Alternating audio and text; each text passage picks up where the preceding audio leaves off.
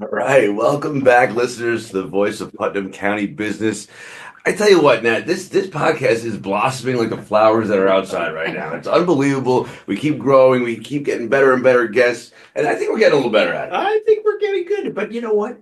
A lot of it hangs on the quality of your voice. It is Always a compliment. it is a really good voice. It's a pleasure seeing you. Always. Lovely to be back in here. We got another great guest going for us this afternoon, but we're going to change gears a little bit from the heavy hitting world of construction activity. We're going to go to the mild cultural activities of the Putnam Arts Council. It is our pleasure to welcome Joyce Picone, who is the executive director and board chair and president of the Putnam Arts Council, and has been so for a pretty decent period of time. I've been there 38 years. Oh my God! Wow. I've been the director 38 minus 6.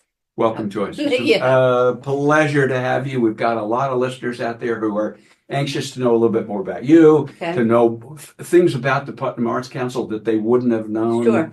beforehand. Yep. And maybe we could just start there. Tell us, if you will, paint the broad picture of the Putnam Arts Council in terms of its activities. Sure. So the Arts Council wears 2 hats. Most familiar to people are the programs, like other art centers in the area. We have drawing, painting, photography. We have our own pottery studio on our premises at 521 Kennicott Hill Road, which the board owns. It was gifted to us years ago by Nat Levine. And so we do all of those things, and a gallery, a very active gallery with 12 shows slated for this year. Oh. All different kinds. And this is all done in the name of the arts. This is Putnam Arts Council doing its own Yes, programming, sponsorships. its own programming, right. Okay. So currently we just stopped a show that was our instructors and their own students.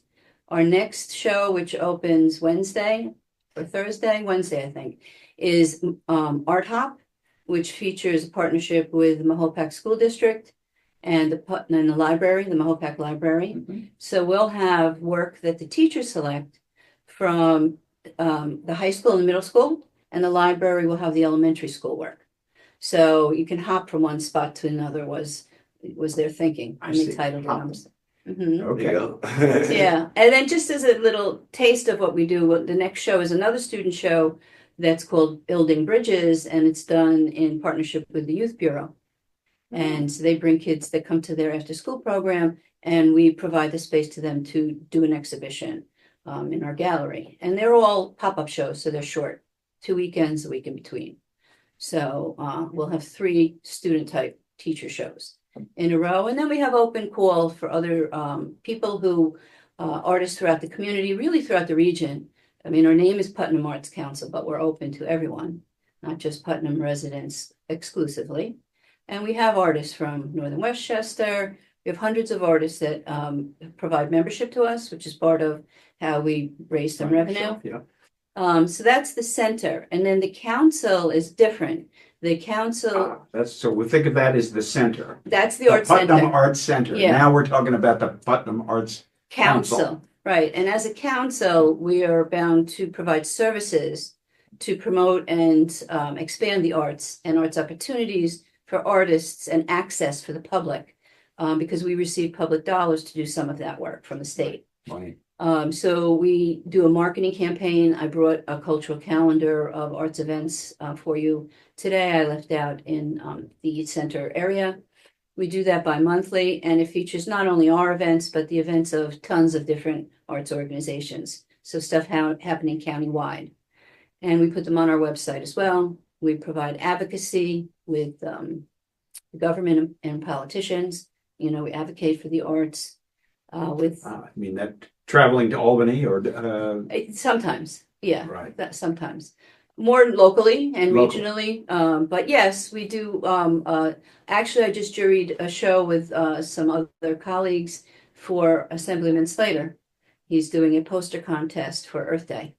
And so, yeah, so he's a friend of our program. Yeah. He's been- he did a podcast. He did? Yeah, I listened to his podcast. probably Yeah. due to have him back on. Yeah, he's Yeah. interesting. Yeah, he's an interesting man, and really likes to have the younger kids have an opportunity, because the older kids have the congressional show the high school kids can participate in a congressional show through Representative Lawler. Oh, I see. So he's filling a gap. Yeah, that was his thought process for that.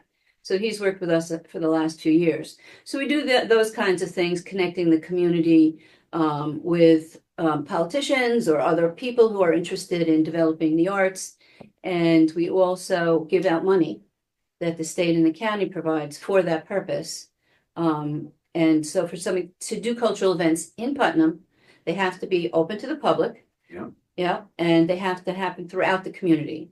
So, this year we will be giving out 25 grants for organizations to do hundreds of projects.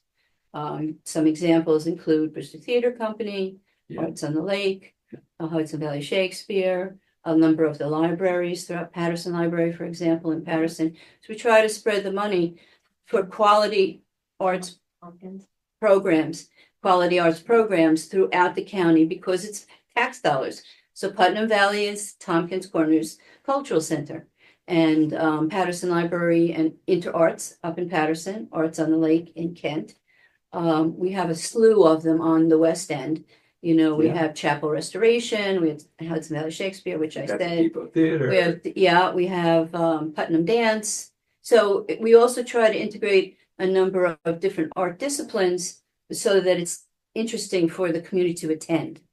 So, the scope of it is really to provide opportunities for artists, culture to develop the county community, and also provide access to quality arts throughout the county. How do you do that with 2 employees?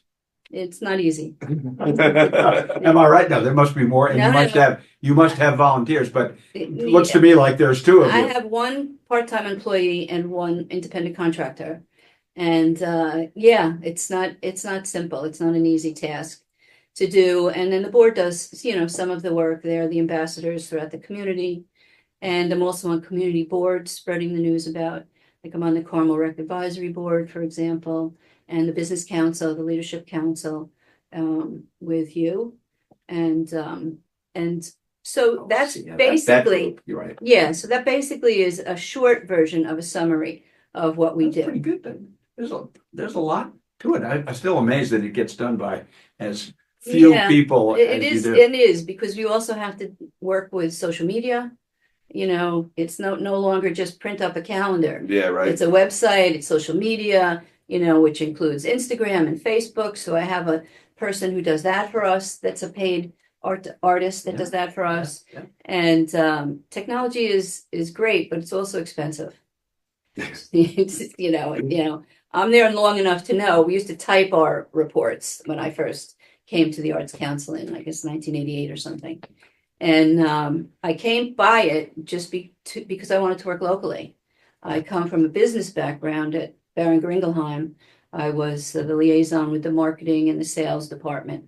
And so I have a business background and a business education. Yes. And a psychology education. Yeah. So they kind of help with working with artists. First time I met Joyce, Nick, Jen, we were talking about this podcast, and we were talking about the fact that for the most part, it's about business, the business community. It's a voice of business. And Joyce quickly said, wait a second, Nat. Mm-hmm. The arts in Putnam County is a business. Mm-hmm. Yeah. And let me help you understand that. So Joyce, we're delighted to have you on. So basically the formula, the multiplier is for every public dollar spent, $8 are raised indirectly. So they are very much a moneymaker. Intrinsically, they're important for all the reasons that everyone knows. Every $1 that is spent on the arts leads to ticket sales, meals around. Ticket sales, meals, gas. Somebody might decide they like it here and they want to live here. Right. So kind of multiplier. brings okay, people, I understand. One for eight. And also here in this county, because the Taconic is sort of a divide. Sort of east and west, right? I look at it that it also creates people coming and going. It's almost like our own tourist attraction. So we bring people to this side and me to that side. And really, we're here for the tax dollars are for the county, but anyone comes. So a lot of outsiders come, people who don't live here. And cultural tourism is big business. Just ask Hudson Valley Shakespeare. Yeah. And, Yeah. you know, Boscobel is another entity that receives grants to do music concerts and such. So basically, the grant program, which we call Arts Link Community Grant Program. Yeah. Yeah. So we feel we link to the community and the artists. You know, we try to do different disciplines. So there's theater, there's music, there's dance, there's visual art that's funded this year. And so, you know, what we always try to do that too. So we try to disperse it throughout the county. We try to it's an independent panel that makes a selection, Right. not the office staff. We just collect all the information and convene the panel. And then the panel of 8 members decides, you know, scores them. Tell me about the funding for your organization. You've mentioned the state, you've mentioned the county, and you've also mentioned private sources, which Right. are both corporations and individuals. Yes, correct. And there's our friends at the Tompkins Bank, aren't they? Yes, they've been sponsors of very generous to us, sponsoring last year our classes for children. And the Rotary has sponsored a scholarship fund for kids who may want to come but need a little help. So they gave us $500 last year, which we matched. So we have a scholarship for kids in need. Although we don't ever turn anyone away, we make it happen for the people who want to be there. Yeah. Well, Joyce, you've got a nice audience out here. Yeah. That might very well wish to help you with a particular program. So you will work with them to do whatever it is they wish to do. Yes, if there's something that a community member wants, like they say, oh, I wish we could do this X, whatever X might be, that we're currently not funding or supporting in any way, they should call me and talk about it or come in and meet with me. We have an open door policy. Calling first is better, but I'm generally there, and we could talk about how that could happen. You know, if let's say a homeschooler wants an art class for their children, at a time that is an off time for most people. If there's 4 or 5 kids who they can bring with them, we can create a class. Right. Wow. Yeah. I have a question, and I it might be something that is already answered, but I mean, nowadays, not just nowadays, but just in the cycle of time, you know, the definition or the concept of art has changed. Yes. Right. So something that you know, maybe it evolves. It evolves. Correct. Yeah. Right. So you talked about, you know, visual art and animation. We have animation also. Yeah. So that's, I mean, something like that. I don't know if that's part of, you know, any scholastic programs anymore nowadays, but I feel like it should be almost. Oh, yeah, definitely. It should be. And we are working on that and working on a kids theater program for the summer, but which be something that been wanting to do. But yes, we do alternative media arts. We do, one of our teachers is a teacher at Mahopac High School, Sean Flanagan, and he teaches animation to 5 to 12-year-olds. And so at our show that just ended, he had posters of their creatures for their stop motion activity and a QR code where you could go and see the video that they created. They do the voiceovers, they do everything. That's awesome. Yeah. I mean, not to tap into the imagination of a child, right, is to me wild, right? I mean, the imagination is so outrageous and constantly going, constantly moving that it's powerful, and the kids don't have, you know, they say whatever they're thinking. Yeah, you know, kids are great that way. You know, you never know what they might say, but for art, that's great because it's personal and creative and spontaneous. And so we have a very active pottery. The kids love pottery.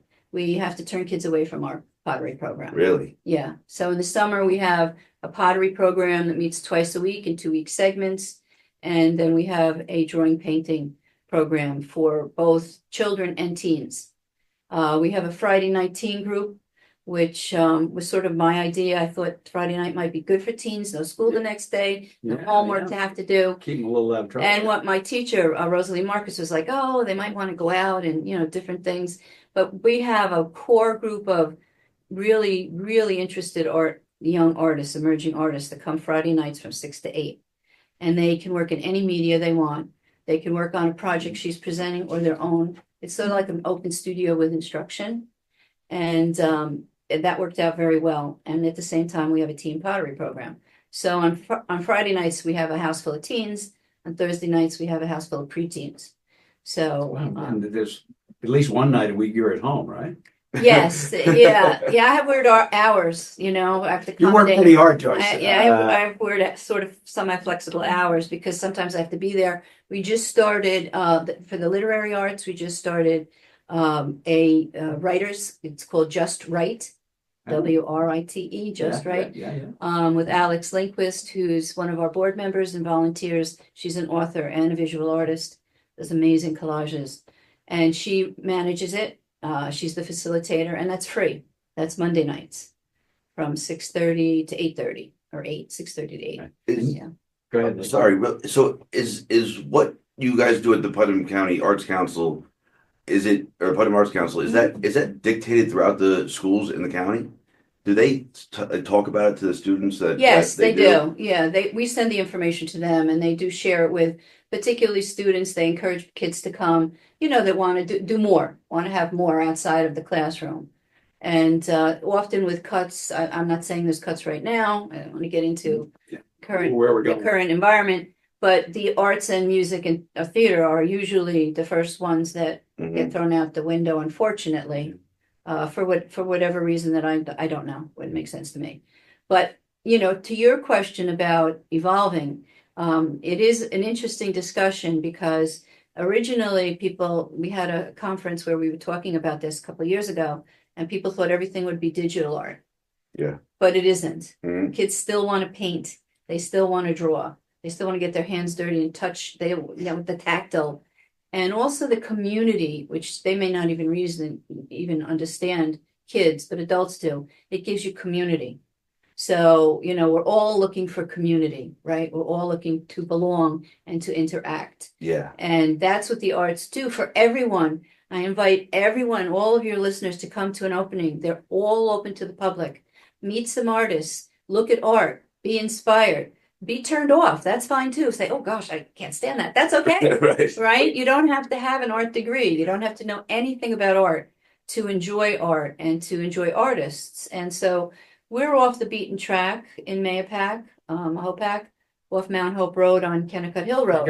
It's a little bit of a chore to find you, but once you do. So a lot of people don't know about us because we're not on the main street and we don't have a sign on Main Street, which is another story. But yeah, we would love to. But so we really do count on marketing, which is expensive also, but word of mouth by people. So to generate interest.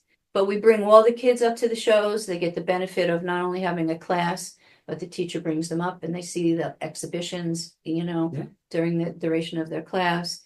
So, in this time, particularly for teens, but really for kids too, with COVID and having been home and having felt, a loss of community by not being in school. Sure. They really need to connect with each other. And also with cell phones.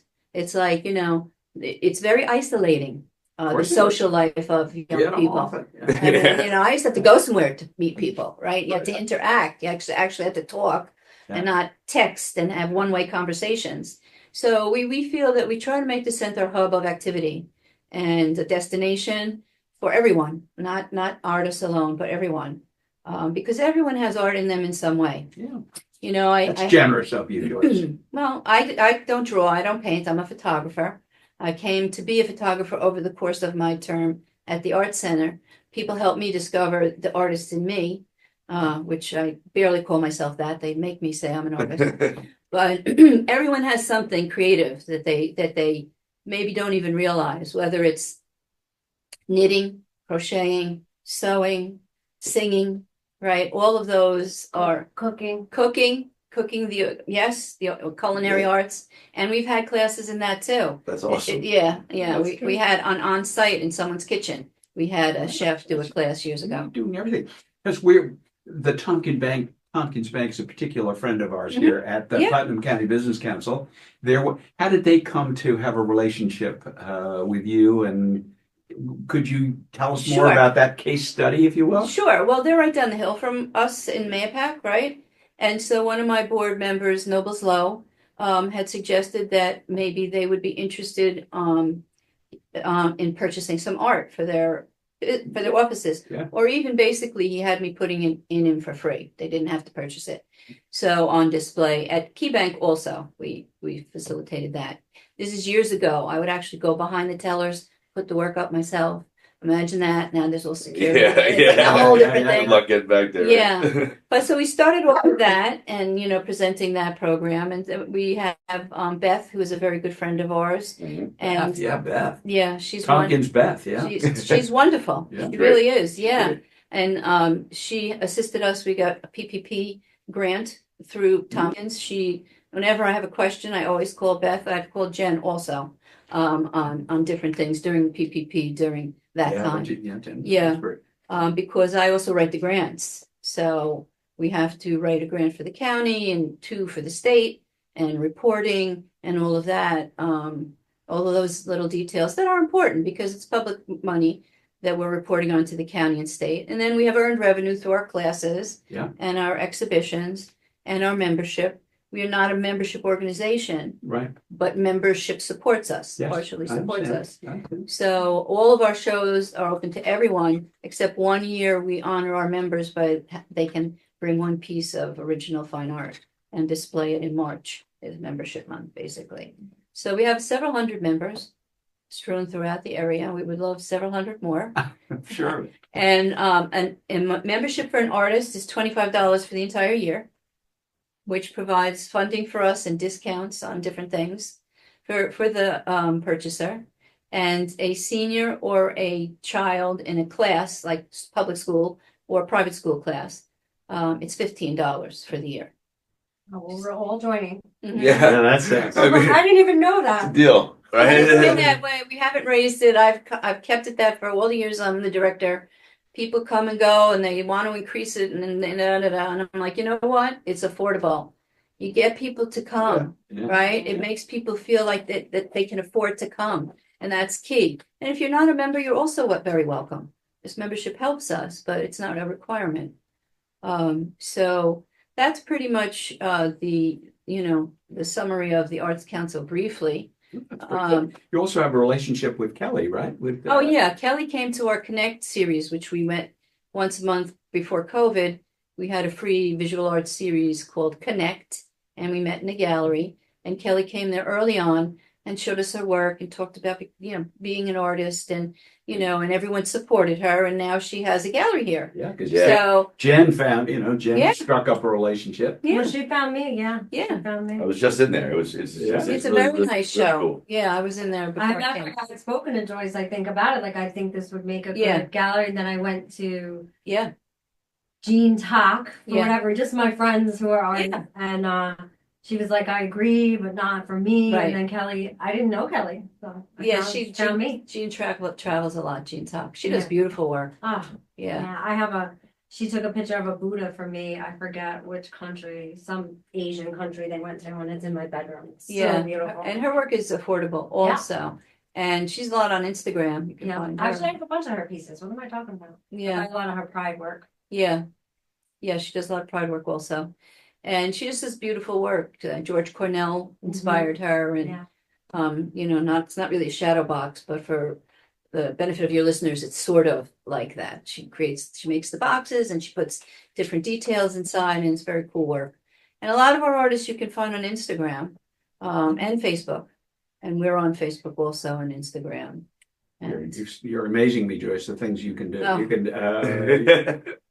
you do a lot. well, I have the benefit of having done all the jobs in the office.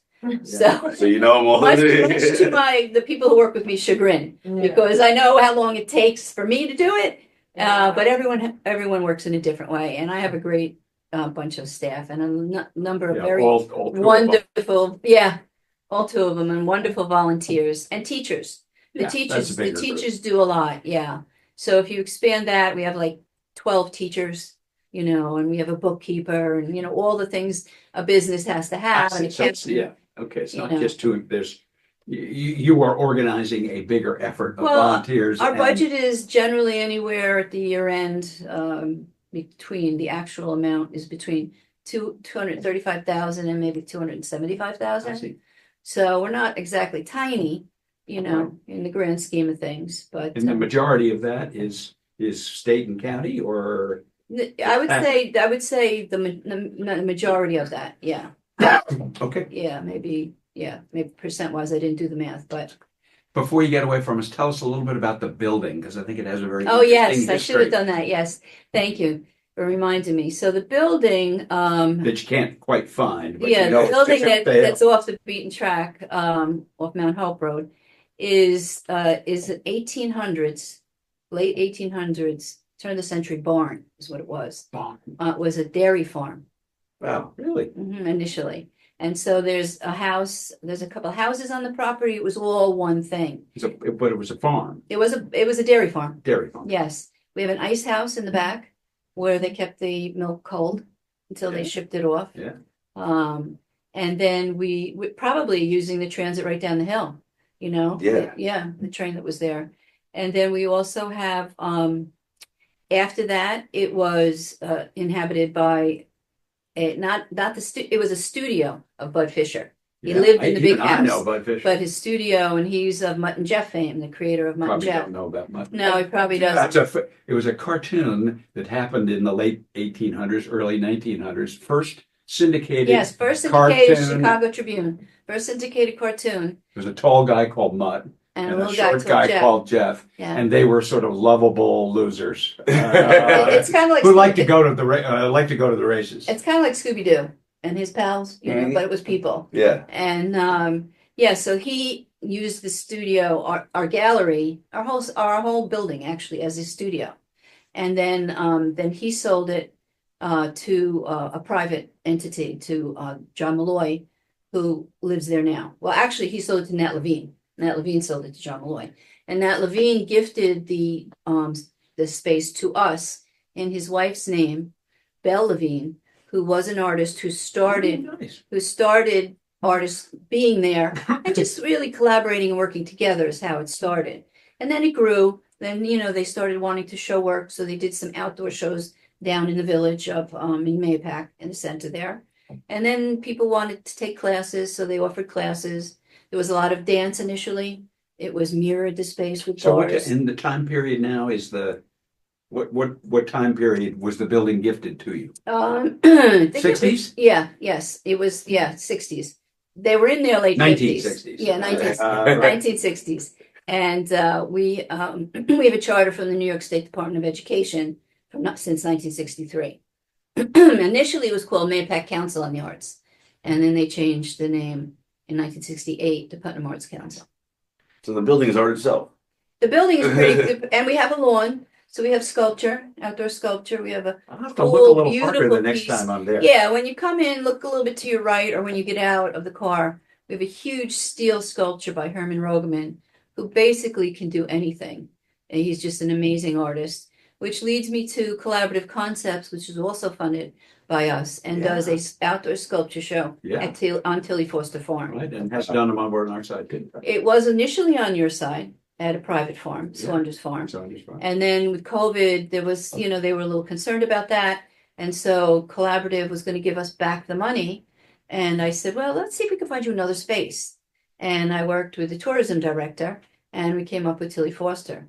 And so that's where it is. So it's like a walking trail of art, and it opens Labor Day weekend and it closes like around Halloween. I didn't know about that. That's awesome. And that's Your great. fall's starting to fill up. It's a very cool show, and so we're very proud of the distance they've come and the artists they've touched and brought people here. So the arts really are a magnet for people to come to your community and to maybe want to live in your community, and certainly to educate and to document history.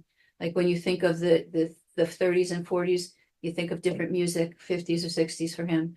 You know, there's different music that your parents played, right? That documents history, photographs document history. And lastly, so I know I'm taking up a lot of your time. You're doing fine, Joyce. Oh, okay. We do, I should have made notes, but I didn't. I'm sort of free flowing. No, it's better. You're doing fine. Okay. You're doing fine. We do put art at Tilly's table at Tilly Foster Farm. So Amy Campanero, who is formerly the director of the Southeast Museum, also a grant recipient frequently, she and I put the historical images in the dining room part so that they could remain there and not have to change all the I time. know what you mean. So that was from her archives. And then in the bistro, the bar area, I changed that art maybe every 3 or 4 months. A different artist is in there. Another instance of Joyce being everywhere at once. Yeah.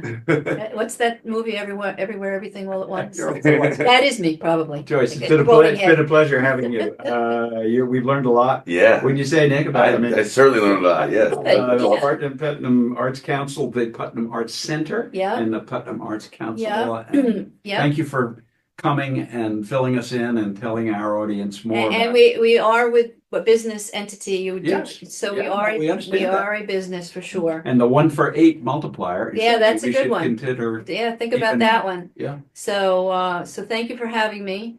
I'm always happy when the arts can be recognized as not only their primary function, which is to enrich and provide a voice for individuals, and but also to recognize us as a business entity Yeah. that helps the economy. Well, great. Well, thank you for pointing that out and making sure that Nick and I had the chance to visit with you. Yeah. Thank you. Awesome. Thank you so much. Thank you. Way to Thank go, you for having me. Great. Thank you. You're welcome. Pleasure having you. You're a good guest. Okay.